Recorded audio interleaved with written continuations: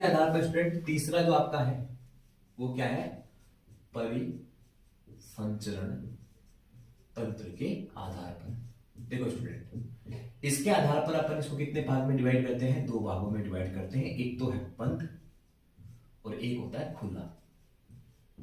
बंद परिसंचरण क्या होता है, जिसमें जो तरल होता है, तरल यानी कि रक्त के रूप में, वो किसमें बहता है, वाहिनियों में। यदि रक्त क्या हो रहा है, वाहिनियों में बहकर किसके पास जा रहा है, अंगों के पास जा रहा है, या जो भी आपके क्या है उत्तक है उनके पास जा रहा है, कोशिकाओं के पास जा रहा है, तो उसे अपन लोग क्या बोल रहे हैं, बंद। क्या बोल रहे हैं, बंद।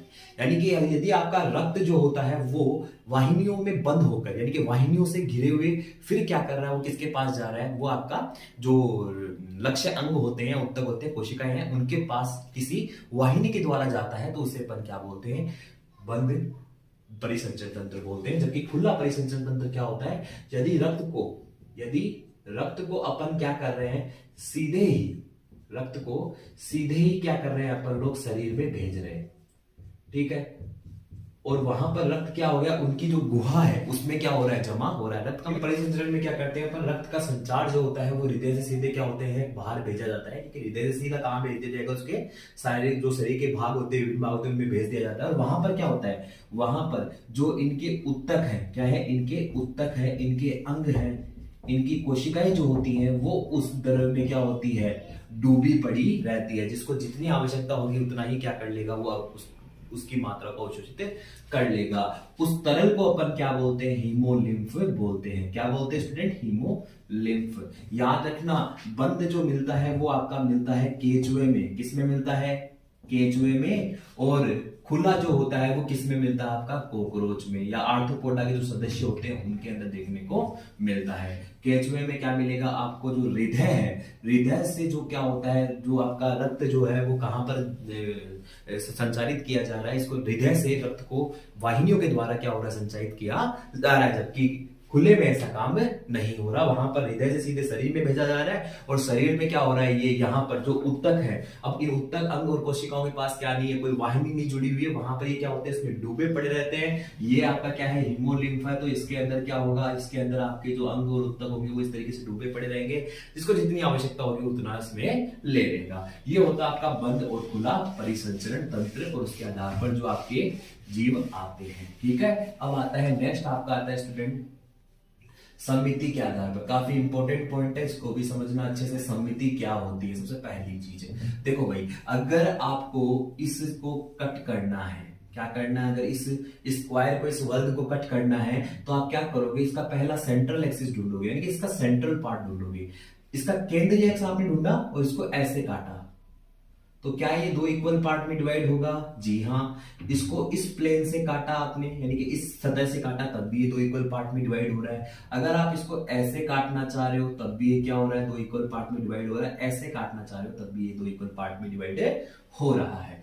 इसका मतलब यदि किसी जीव को केंद्रीय अक्ष से काटने पर, किसी जीव को केंद्रीय अक्ष से किसी तल पे काटने पर वो दो भागों में विभाजित होता है, तो इसे अपन क्या बोलते हैं, सममिति बोलते हैं। तो सममिति क्या होती है, सममिति को समझो। तो सममिति क्या है भाई, तो यदि आपने क्या किया, किसी जीव का केंद्रीय अक्ष ढूंढ लिया और उस केंद्रीय अक्ष से किसी भी तल से आप उसको कट कर रहे हो, उसको काट रहे हो, वो दो बराबर भागों में विभाजित हो रहा है, तो इसे क्या बोलते हैं, उसकी सममिति। और सममिति के आधार पर अपन लोग क्या करते हैं, जंतुओं को, सममिति के आधार पर जंतुओं को कितने भागों में बांटा गया है, 3 भागों में। कौन कौन से, एक तो असम्मित, दूसरे क्या होते हैं, अर्यसम्मित, दूसरे क्या होते हैं स्टूडेंट, अर्यसम्मित, और तीसरे क्या होते हैं आपके, द्विपार्श्व सम्मित। क्या होते हैं स्टूडेंट, द्विपार्श्व सम्मित।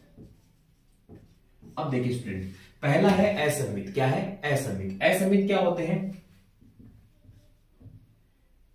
वे जंतु या वे प्राणी जिनमें कोई सम्मिति नहीं पाई जाती, कोई सम्मिति नहीं पाई जाती। मतलब समझे क्या है इसका, इसका मतलब है कि ऐसे जीव जिनको किसी केंद्रीय अक्ष से काटने पर, जिस जंतु को केंद्रीय अक्ष से काटा है और एक तल से काटा उसको, तो क्या होगा, वो केंद्रीय अक्ष से काटने पर वो दो बराबर भागों में विभाजित नहीं हो पाता। ठीक है, यदि आप लोग जैसे मान लो अमीबा है, आपका क्या है अमीबा, ठीक है। अब अमीबा को आप लोग उसका जैसे मान लो पहली चीज तो आपको केंद्रीय अक्ष यहां पर आप लोग खोज नहीं पाओ। जैसे मान लिया अपन ये केंद्रीय अक्ष है, तो इसको अपन क्या कर रहे हैं, यहां से काट रहे हैं नहीं होगा, यहां से काट रहे हैं नहीं होगा, यहां से काट रहे हैं, इक्वल पार्ट में डिवाइड नहीं हो रहा है, इसका मतलब सहसंबंध है। अगर आप पोरीफेरा के अंदर देखो तो पोरीफेरा के अंदर,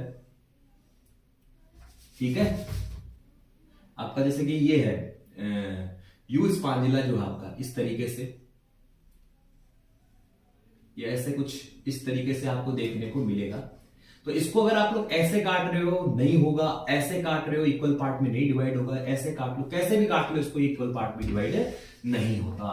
तो इसका मतलब जिनमें सममिति नहीं पाई जाएगी उन्हें अपन असमित बोल रहे हैं। उदाहरण के तौर पर अपन मान सकते हैं किसको, पोरीफेरा को। किसको मान सकते हैं, पोरीफेरा को। लेकिन इनके अंदर भी कुछ अपवाद होते हैं जो किसमें आते हैं, आपकी समिति में भी आते हैं। बात करें अगर अरीय समित की, अरीय समित का मतलब क्या होता है, देखो अरीय समित क्या है, अरीय समित कौन से जंतु होते हैं, वे जंतु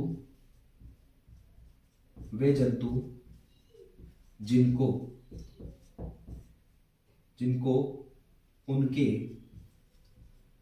केंद्रीय अक्ष से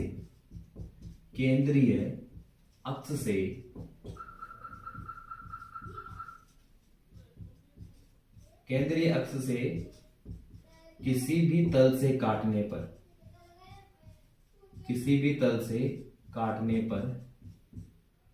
काटने पर वे दो बराबर भागों में बट जाते हैं, क्या कहलाते हैं, अरीय समित कहलाते हैं। और इस प्रकार की समितियों क्या कहते हैं, अपन अरीय समिति बोलते हैं। अरीय समिति क्या होती है, जब किसी जंतु को अपन उसके केंद्रीय अक्ष से किसी भी तरह से दो बराबर भागों में विभाजित करते हैं तो इसे अपन क्या बोलते हैं, अरीय समिति बोलते हैं। और जिनमें ये पाई जाएगी उन्हें अपन क्या बोलेंगे, अरीय समिति बोलेंगे। उदाहरण की बात करो तो स्टूडेंट याद रखना, उदाहरण इनमें क्या आते हैं, सिलेंट्रेटा है, टीनोफोरा, फुल्ली क्या होते हैं, यही होते हैं। और इसके अलावा एक चीज और याद रखना स्टूडेंट, इकाइनोडर्मेटा के अंदर उसका जो क्या होता है, वयस्क होता है इकाइनोडर्मेटा का, उसमें क्या पाई जाती है, अरीय समिति पाई जाती है। ठीक है जी। इसके बाद यदि अपन देखें द्विपार्श्व सममित, तो द्विपार्श्व सममित क्या होता है, वे जंतु जिन्हें केंद्रीय अक्ष से ऊर्ध्वाधर तल में काटने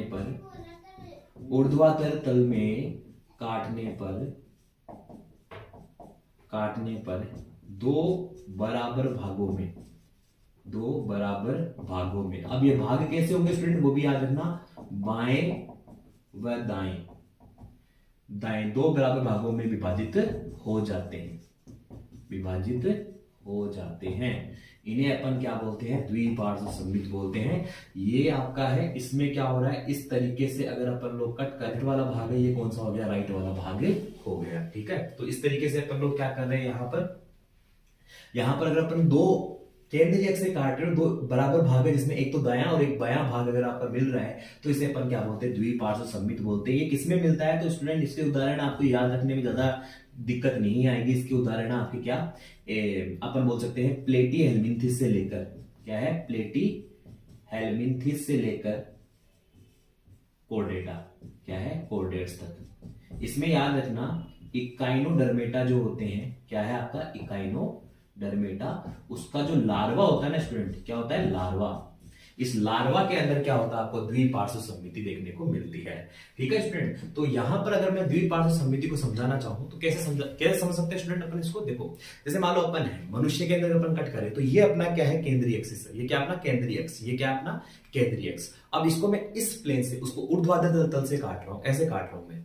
ठीक है, इसको मैं अगर सीधे ऐसे काट रहा हूं तो काटने से क्या होगा, मेरा ये पार्ट अलग हो गया और ये पार्ट अलग हो गया। तो इसका मतलब मेरा दायां भाग और बायां भाग अलग हो चुका है। एक बात बताओ मेरे को, अगर मैं इसको अपने शरीर को ऐसे काटूंगा इस तरीके से, तो क्या अपन दो बराबर भागों में विभाजित होंगे, नहीं। इसमें नीचे तो क्या आ गए, पैर आ गए, और दो ऊपर क्या है, हाथ भी अपने, तो क्या अपन बराबर भागों में विभाजित हो रहे हैं, नहीं हो रहे।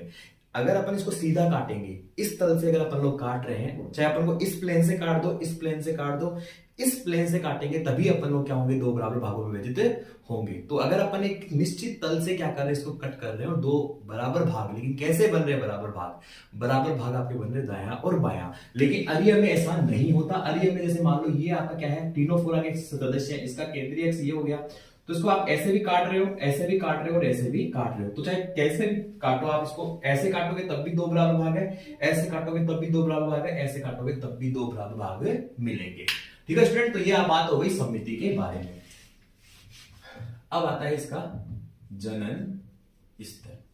तो देखिए स्टूडेंट, जनन स्तर के आधार पर अपन लोग इसे कैसे विभाजित करते हैं। तो आप सभी जानते हैं कि अपना शरीर या किसी भी जंतु का शरीर जो होता है वो कुछ परतों से मिलकर बना है, कुछ लेयर से मिलकर बना है, जिनको अपन लोग क्या बोलते हैं, जिनको अपन जनन स्तर बोलते हैं। ठीक है, ये कब बनती है अपने, जब अपने अंदर जैसे मान लो युग्मनज है, आपका युग्मनज है, ये विभाजित होगा, युग्मनज विभाजित होकर क्या करेगा, आपका जो युग्मनज में विभाजन हुआ, फिर आपका क्या बना, मोरुला बना, मोरुला से क्या बनता है, ब्लास्टुला बनता है, और इसके पश्चात क्या होता है, यहां पर फिर आगे क्या होता है, आपका जनन स्तर का बनना शुरू हो जाता है। और इन्हीं जनन स्तरों से किसका निर्माण होगा, अंगों का निर्माण होता है। किसका निर्माण होता है भाई, अंगों का। तो इन जनन स्तर के आधार पर ही अपन लोग क्या करते हैं, जीवों को विभाजित करते, जंतुओं को विभाजित करते हैं। तो जनन स्तर में क्या होता है, आपका तीन प्रकार के जनन स्तर आपको देखने को मिलते हैं। एक तो मिलती है एक्टोडर्म, एक मिलती है आपकी मीजोडर्म, और एक मिलती है आपकी एंडोडर्म। तो तीन प्रकार के जनन स्तर जो होते हैं वो जंतुओं में मिलते हैं। एक्टोडर्म को क्या बोलते हैं अपन, बाह्य त्वचा। क्या बोलते हैं, बाह्य त्वचा। इसको अपन बोलते हैं मध्यस्थ त्वचा, और इसको अपन बोलते हैं अंतः त्वचा। ठीक है स्टूडेंट, अब देखिए अगर अपन इसको समझाएं, ठीक है स्टूडेंट, अगर अपन इसको समझाएं तो ये जैसे मान लो आपका, इसको तो अपन ने क्या बोल दिया, बाह्य त्वचा। क्या बोल दिया, बाह्य त्वचा। ठीक है, अब इसके बीच में क्या है, जेली के समान आपको क्या मिल रही है, एक परत और मिल रही है, और अंदर की तरफ आपको कोशिकाओं का एक समूह, एक परत और मिल गई ये। तो इसको तो अपन ने क्या बोल दिया, बाह्य त्वचा। क्या बोल दिया, बाह्य त्वचा। और इसको क्या बोल दिया अपन ने, अंतः त्वचा। और ये जो मध्य में जो बन रही है इसको अपन बोलते हैं मीजोग्लिया। क्या बोलते हैं, मीजोग्लिया, ना कि ये क्या होती है, मीजोडर्म होती है। और यदि दूसरी वाली में अगर अपन लोग देखेंगे तो जैसे मान लो ये है, तो ये आपकी क्या हो गई, ये कोशिकाओं से बनी परत है, जिसे अपन ने क्या नाम दे दिया, जल्दी बताओ स्टूडेंट, क्या नाम दिया अपन ने, इसको नाम दे दिया अपन ने क्या, एक्टोडर्म, यानी कि बाह्य त्वचा नाम दे दिया। ये क्या हो गया आपकी एक्टोडर्म। बीच में क्या आ जाएगी आपकी, बीच में आ जाएगी यहां पे एक और लेयर आ जाएगी, इसको क्या बोल दिया अपन ने, मीजोडर्म। और एकदम मध्य में, सॉरी, आपकी सबसे लास्ट में क्या बनेगी आपकी, एंडोडर्म। क्या बनेगी, एंडोडर्म, और ये क्या है, मीजोडर्म। तो इन जनन स्तर के आधार पर अपन लोग क्या कर सकते हैं, जनन स्तर के आधार पर अपन जंतुओं को दो भागों में बांट सकते हैं। एक तो होते हैं द्विकोरकी। क्या होते हैं स्टूडेंट, द्विकोरकी। और एक होते हैं क्या, त्रिकोरकी। क्या होते हैं, त्रिकोरकी। द्विकोरकी क्या होते हैं, तो द्विकोरकी, ध्यान से सुनना स्टूडेंट, द्विकोरकी ऐसे जंतु हैं जिनमें बाह्य त्वचा और अंतः त्वचा का ही निर्माण होता है, उनमें क्या नहीं पाई जाती, मध्य त्वचा नहीं पाई जाती। यानी द्विकोरकी जीवों में सिर्फ क्या मिलता है आपको, एक्टोडर्म व एंडोडर्म ही मिलता है। मीजोडर्म इनमें नहीं पाया जाता, जिनमें सिर्फ एक्टोडर्म और एंडोडर्म मिलता है, जिनमें एक्टोडर्म और एंडोडर्म के अलावा मीजोडर्म नहीं मिलती, उन्हें अपन बोलते हैं द्विकोरकी। और जिनमें एक्टोडर्म, मीजोडर्म और एंडोडर्म तीनों ही प्राप्त होती है, उसे अपन क्या बोलते हैं, त्रिकोरकी। यानी इनमें सिर्फ किसका निर्माण होता है, एक्टोडर्म और एंडोडर्म का ही निर्माण होता है। इनमें एक्टोडर्म एंडोडर्म के बीच में किसका निर्माण हो जाता है, मीजोडर्म का निर्माण हो जाता है। अब देखो भाई, अगर अपन बात करें द्विकोर की, तो भाई मीजोडर्म बाद में बन रही है ना, तो इसका मतलब जो उच्च स्तर पे आएंगे वही जीव जो है वो इसमें आएंगे, और जो निम्न स्तर के जीव है वो ये होंगे। तो इसमें कौन कौन आते हैं, तो स्टूडेंट याद रख लेना, इसमें यही याद रख लेना, पोरीफेरा आता है, सिलेंट्रेटा है, और क्या है आपका टीनोफोरा। क्या है, टीनोफोरा। ये तो सारे आ गए किसमें, द्विकोरकी में। और इसमें कौन आ गया, तो इसमें आपके आ गए प्लेटी हेलमिंथेस से लेकर, किसमें आ गए, प्लेटी हेलमिंथेस से लेकर आपका प्लेटी हेलमिंथेस से लेकर कोर्डेटा तक, सारे किसमें आ जाते हैं, आपके त्रिकोरकी में आ जाते हैं। तो स्टूडेंट, तो ये अपना हो गया किसके बारे में, जनन स्तर के बारे में।